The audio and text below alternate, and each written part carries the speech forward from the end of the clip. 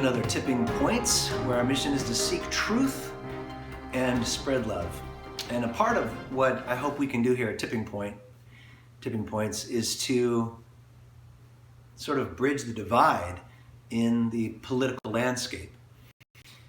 And so I want to explain today why Roy Moore is going to win tomorrow. First of all, we live in a country of laws, and people are innocent until proven guilty. And at this point, Roy Moore is guilty of nothing. I don't think there's any way there could be a fair trial at this point, but he is guilty of nothing.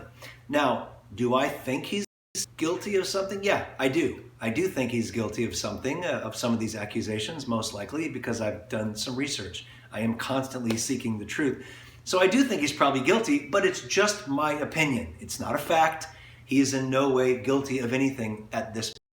And in these days of the great sexual harassment awakening, that's what I think of these times as the great sexual harassment awakening, a time in history where we will look back and realize it was this time that things changed for the better. But in this time of the great awakening, the sexual harassment awakening, we've made one mistake, and that is, in our discourse, we tend to lump everybody together, as if all sexual crimes are exactly the same and equal, and of course, they are not. For example, I've heard George W. Bush lumped in with Harvey Weinstein. Really? George W. Bush Sr. is in a wheelchair, and he's been accused of pinching somebody in his wheelchair. Pinching somebody. I think it's probably true, but I don't think of it as a crime he should be locked up for. Harvey Weinstein, on the other hand, need I say more? So to say these two people in the same sentence is crazy to me. It's not the same at all. So we need to be careful. And so, why is it that Roy Moore is going to win, or I think is probably going to win? It's simply this. The voters believe that he is the lesser of two evils, much like how they feel that they don't have any good choices, which is how I felt during the last election cycle a year ago now. When it came down to Hillary Clinton and Donald Trump, I was very dismayed by the choice that was left to me. I am not a liberal and I am not a conservative. I am simply a seeker of truth. I've never voted a party line or anything like that. So I seek to understand all the issues and the politics of all sides. And so it was very difficult for me as this last election. And that's how people are feeling right now. But they feel that many people feel that Roy Moore is the lesser of two evils.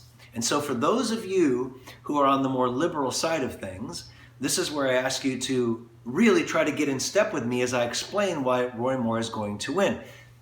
Not that you have to agree with what I'm going to present, of course not. However, what we want to try to do is find some common ground so we can stop pointing the finger, blaming each other, feeling angry, judgmental, and hatred, which is what I see constantly in the news and TV and on Facebook, and discourse is falling apart.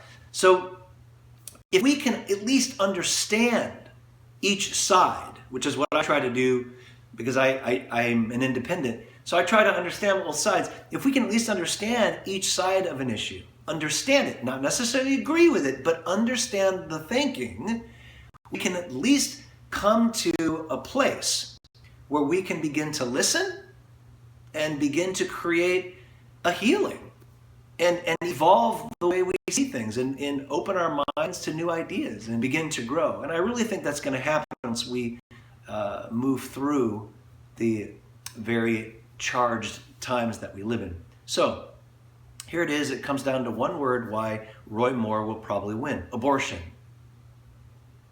That's probably why Roy Moore is going to win on this issue. So again, if you are of the more of a liberal mind and you really stand for the idea of choice, I ask you to really follow me, not to agree with it, but just to understand.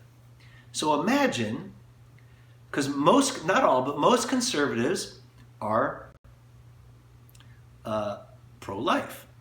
So just imagine right now if you were of this mindset, that you felt, if you don't already, but imagine that you felt that a baby in the womb is just as legitimate a human being as a baby outside of the womb. If you felt that way, and you felt that at conception or near conception, this is where things get a little gray, but basically if you felt that at conception you have a life, or soon thereafter, this is where things get gray, but basically, for the most part, at conception you have life. So if you felt that way in your heart of hearts, and maybe even you felt that there was a soul there, then abortion, the natural conclusion from that is abortion is murder. Of course, is against the law and would be immoral. So the only choice then, if you were looking at the lesser of two evils, your only choice would be Roy Moore. Even though you may believe he's guilty, even though you feel that what he has potentially participated in or some of his actions are inexcusable, okay? You may, if you're a conservative right now, this is how people are thinking, you may feel like some of his actions are inexcusable. However, you feel that electing someone who will promote abortion is electing someone who will, without a thought, murder countless children. The lesser of two evils obviously would be someone who is against abortion. So that's it. That's the reason why I think Roy Moore is going to win. And again, like I said, I do think he's probably guilty. And again, it's like a hard place in a rock for a lot of people. But I wanted to make this video so that with whatever outcome happens tomorrow, and that it can help us move forward in the bigger picture of the world today, of politics and just different ideas and different ways of seeing the world, that the only way we're going to move forward is to begin to walk in each other's shoes, is to begin to consider each other's perspectives. And so just thinking about that for a minute, if you were one who believes that a child that is growing in the womb is just as legitimate as a child outside of the womb, you wouldn't have a choice but to vote for Roy Moore. You really wouldn't have a choice. Now, I'm not saying that that's the correct way to think at all. Everybody needs to come to their own conclusion on that. But thinking of it in those terms, it becomes pretty easy why someone could vote for Roy Moore even though they don't like what he potentially has done in the past.